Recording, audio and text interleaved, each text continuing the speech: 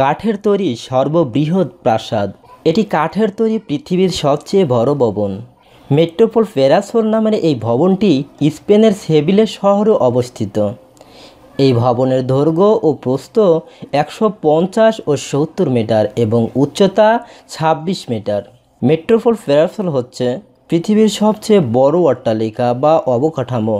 এটি অনেকটা ফাঙ্গাস বা ছত্রাকের মতো দেখতে, তবে উপর থেকে দেখলে মনে হবে যেন বিশাল দৈত্য আকৃতির একটি ছত্রাক তাকিয়ে আছে ঠিক আপনার দিকে। মূলত মেট্রোপোলের ছাতা ছত্রাক বা ব্যাঙের ছাতার মতো দেখতে হওয়ায় এটির নামকরণ হয়েছে মেট্রোপোল ফেরাসোল।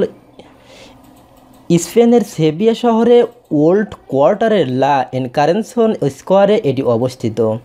জার্মান আর্কিটেক্ট জার্গেন মেয়ার হারম্যান এটির নকশা করেন এবং 2005 সালে কাজ শুরু করে দীর্ঘ 6 বছরের একান্ত চেষ্টার পর 2011 সালের এপ্রিলে এটির কাজ শেষ করা হয়।